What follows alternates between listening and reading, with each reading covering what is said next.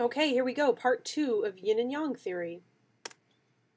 So the first principle, all things have two facets, a yin aspect and a yang aspect. So I think I used the phrase flip sides of the same coin in the first lecture, and I think that's a really good way to describe it. To talk about hot and cold are two versions of temperature. To talk about light weight and heavy weight are two versions of how much something weighs.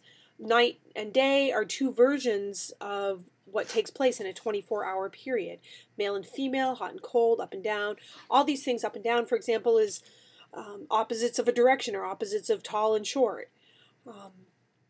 So the point of saying that all things have two facets, a yin aspect and a yang aspect, another way of saying that, page 8, is that yin and yang qualities exist in relation to each other.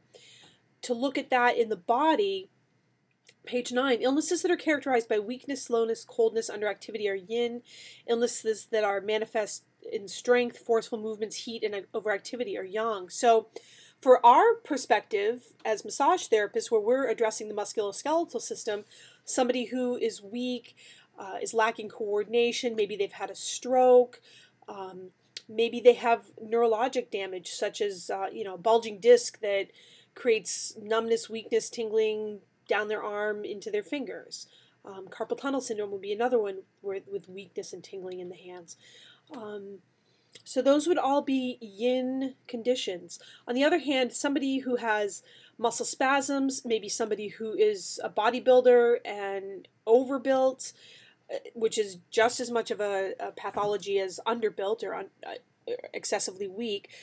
Somebody who has really forceful movements, and I'm sure that you guys have had those clients, those people that hold their arms out for you and claw you with their fingers and can't let go. Those would all be very yang. Or somebody with a really high fever, somebody with a mental illness of mania, bipolar disorder, and a manic phase would be yang, overactive. I was thinking about this a few minutes ago. A couple of illnesses that might be considered both yin and yang all at the same time. So even within themselves have different aspects of yin and yang. Might be multiple sclerosis or Parkinson's disease. Those were just two that came to mind. I'm sure there are plenty of others. I'll let you guys stop and think about those two particular diagnoses and see if you can understand why they're both yin and yang.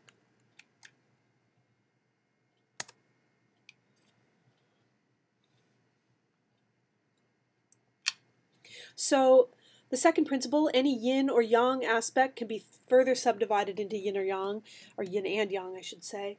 So really, yin and yang can be distinguished to infinity. There is no end to the amounts of yin and yang, yins and yangs that you can find in any characteristic. Of course, it may not be valuable to find an infinite number of yins and yangs in any given characteristic, but it is important to understand that just because we talk about yin and yang as opposites doesn't mean there are only two categories, and in fact all the subdivisions of yin and yang make a complete continuum. Going back to a really easy example, to talk about cold, we would say that is yin and hot is yang. I think in the last lecture I talked about cold and freezing cold. So cold would be yang relative to freezing, which would be yin, less than.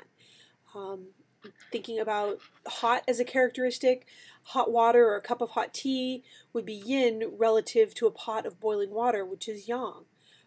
That same cup of hot tea, which is yin compared to boiling water, is yang compared to a glass of iced tea.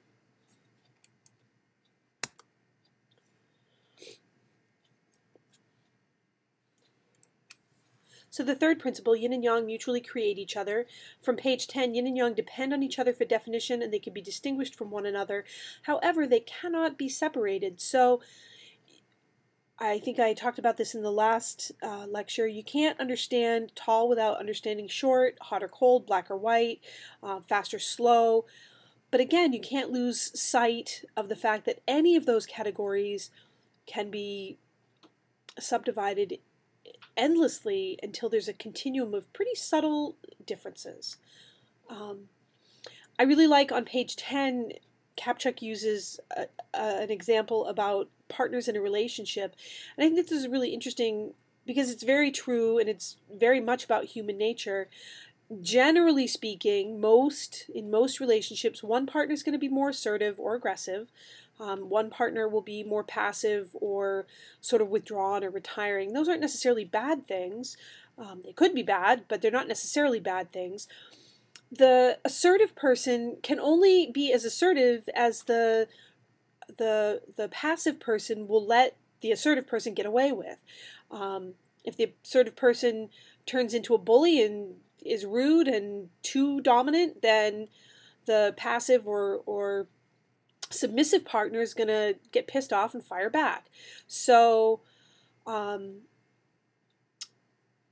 likewise, the submissive person can only be as submissive as the dominant person will allow before that dominant person says, look, you got to stand up on your own 2 feet and deal with it.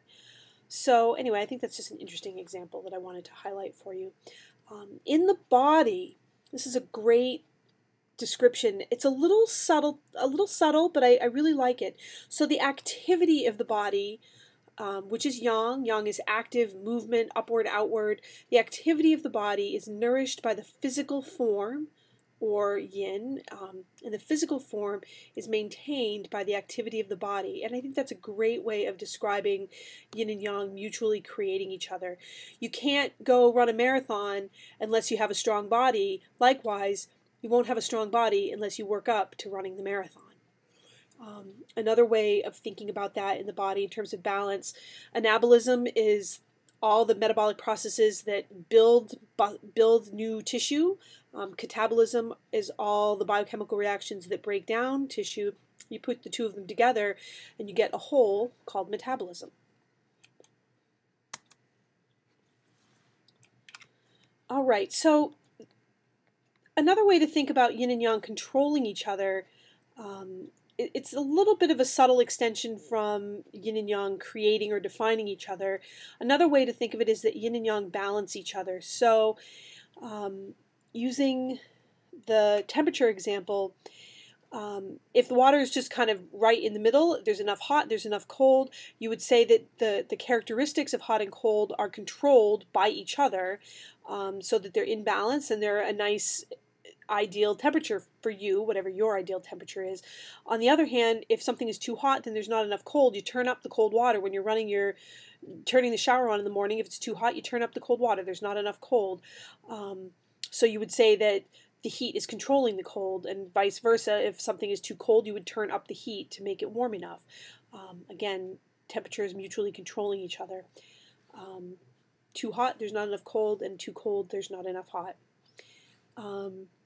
I sort of already said this in the last slide, but it bears reiterating that in a relationship, the dominant partner will only be allowed to be as dominant as the passive partner permits or puts up with.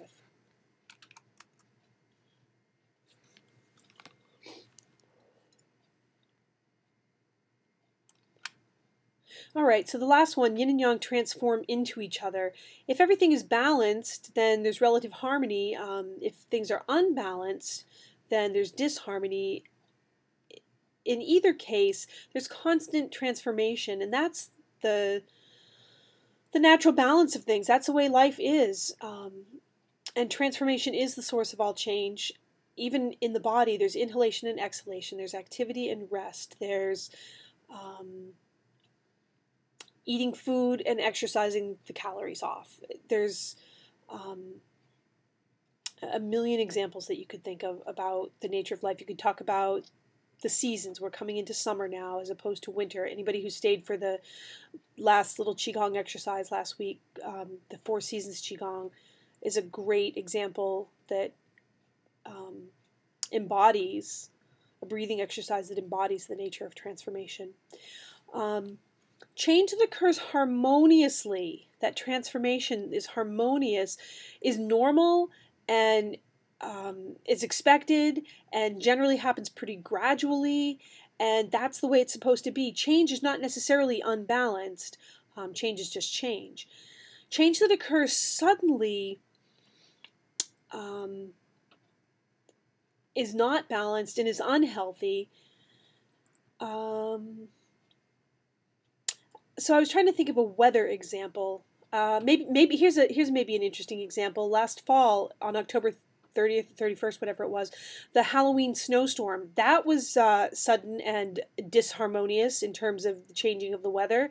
And then, of course, all winter and early spring, we had extremely warm and dry conditions. A lot of meteorologists describe that as an extreme weather event because it's not what we would expect. So there was a disharmonious situation.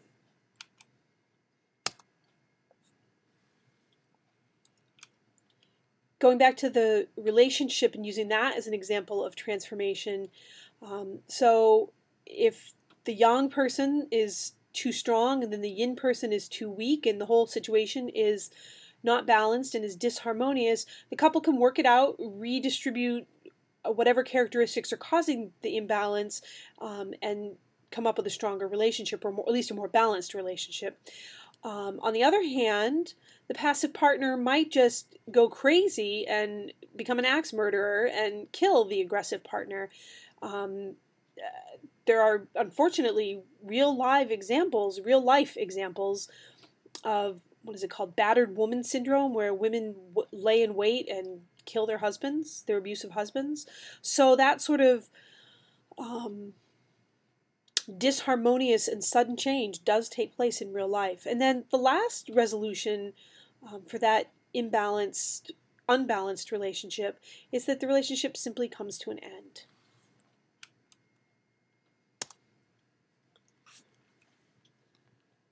So I think it would be a really useful exercise for you guys to just on your own, this is not a homework per se, just think of some characteristic that could be described in terms of yin and yang, and think of it in terms of all of the 5 principles. An example of yin and yang that represents all of the yin and yang principles. Try not to use examples that I gave, and try not to use an example from your personal life. Just try to think of some really neutral topic that you could use to turn into an example of yin and yang.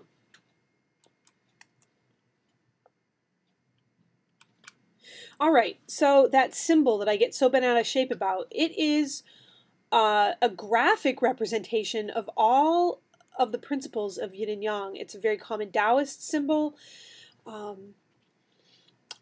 In that symbol, by convention or by tradition, yang is the white side, so think of the sunny side of the slope, and yin is the dark or black side, again, the shady side of the slope. I think this figure and the energy that really you can sort of see and feel coming off of it. Now I'm sort of breaking my own rule and sounding all hokey and mystic, but I do really like the symbol, and I think it really embodies the idea, many of the ideas that are central to Taoism and central to traditional Chinese medicine. Page 14, I love this little quote. In Chinese thought, events and phenomena unfold through a kind of spontaneous cooperation and inner dynamic in the nature of things. So that's another way of saying things are what they are, things happen the way they happen. You can't change the nature of the situation, and however it's going to play out is how it's going to play out.